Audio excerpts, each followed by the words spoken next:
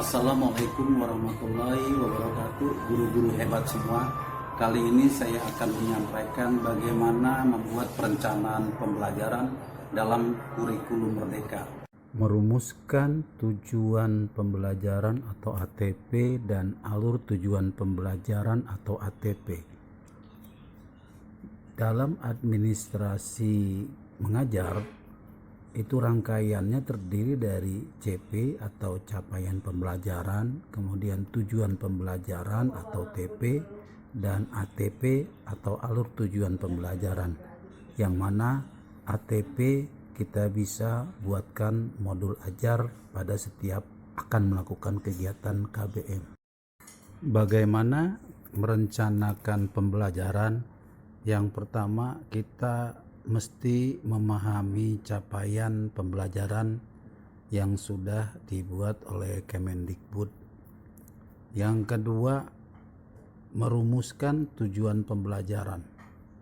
Yang ketiga, menyusun alur tujuan pembelajaran. Dan yang keempat, merancang pembelajaran. Memahami capaian pembelajaran, bagaimana caranya? Yang pertama, kita memahami rasional. Yang kedua, memahami tujuan mata pelajaran. Yang ketiga, mempelajari karakteristik mata pelajaran. Yang keempat, mempelajari capaian per fase. Bagaimana memahami rasional?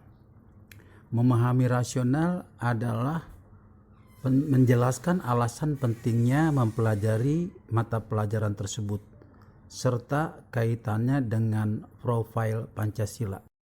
Kemudian bagaimana memahami tujuan mata pelajaran, yaitu menjelaskan kompetensi yang dituju setelah mempelajari mata pelajaran.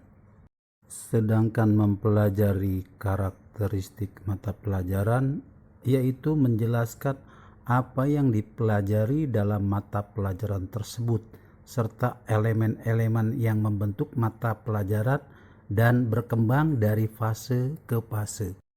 Dalam pembelajaran IPAS terdapat dua elemen utama, yaitu pemahaman IPAS dan keterampilan proses.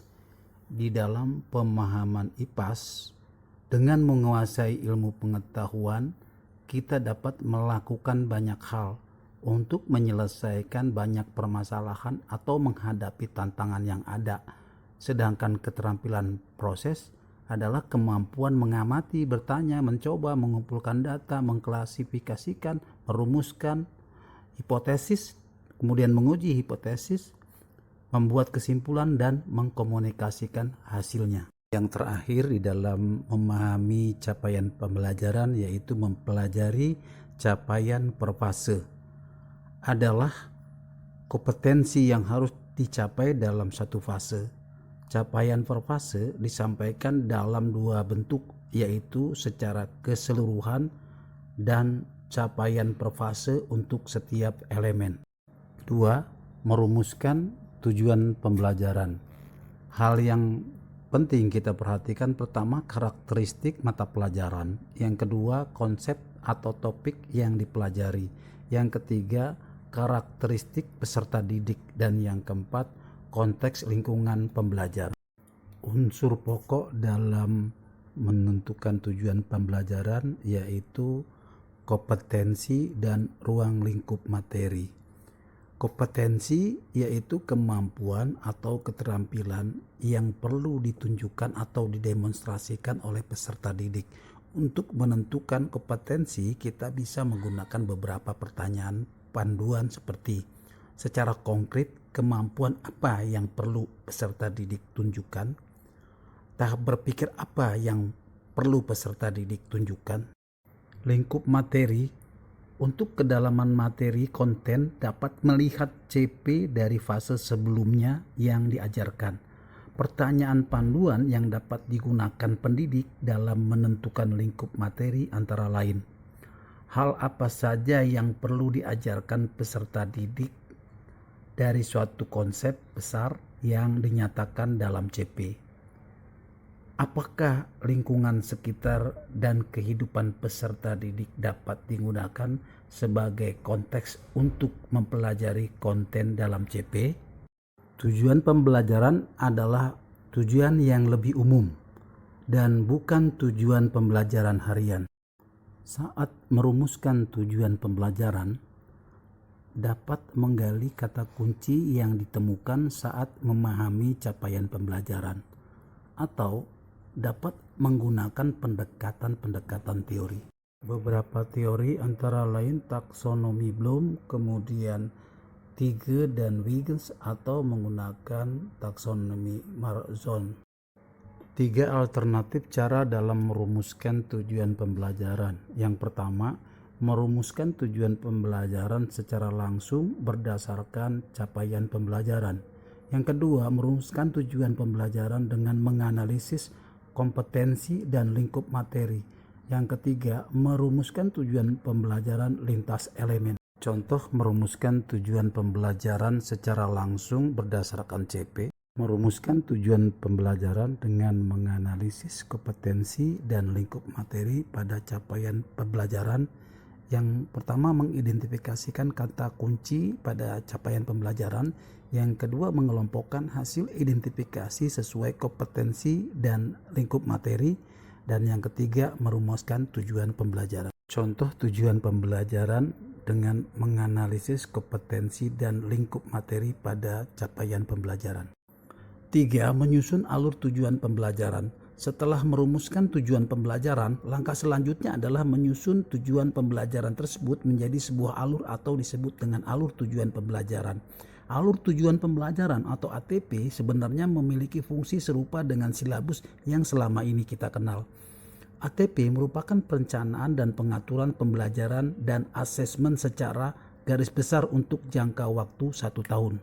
Skema penyusunan ATP tersusun dari awal fase, kemudian TP1, TP2, dan seterusnya sampai kepada akhir fase. Prinsip penyusunan alur tujuan pembelajaran. Pertama, tujuan pembelajaran adalah tujuan lebih umum, bukan tujuan pembelajaran harian, atau goals bukan objektif. Yang kedua, alur tujuan pembelajaran harus tuntas satu fase, tidak terpotong di tengah jalan. Yang ketiga, alur tujuan pembelajaran perlu dikembangkan secara kolaboratif. Apabila guru mengembangkan, maka perlu kolaborasi guru lintas kelas atau tingkat dalam satu fase.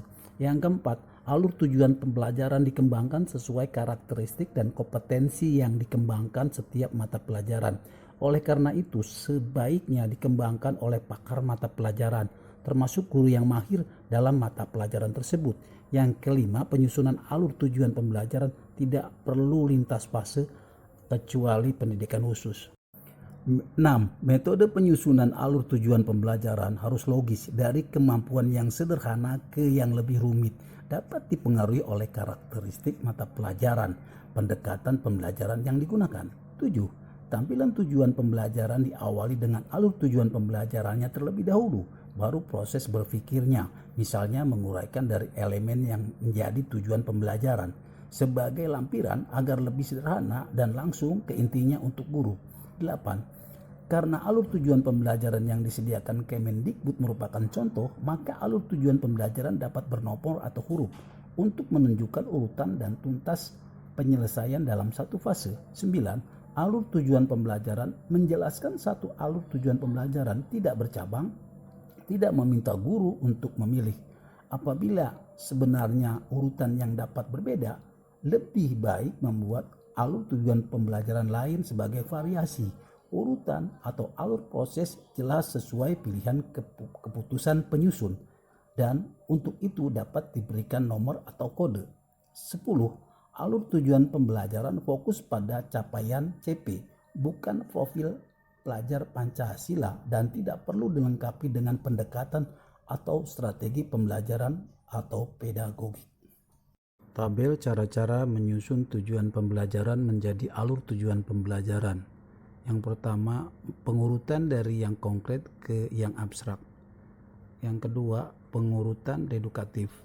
Yang ketiga, pengurutan dari yang mudah ke yang lebih sulit. 4. Pengurutan hierarki. Kemudian pengurutan prosedural. Dan yang terakhir, scaffolding. Ini contoh alur tujuan pembelajaran yang saya buat mata pelajaran biologi kelas 12 fase F. Sekian dan terima kasih, semoga bermanfaat.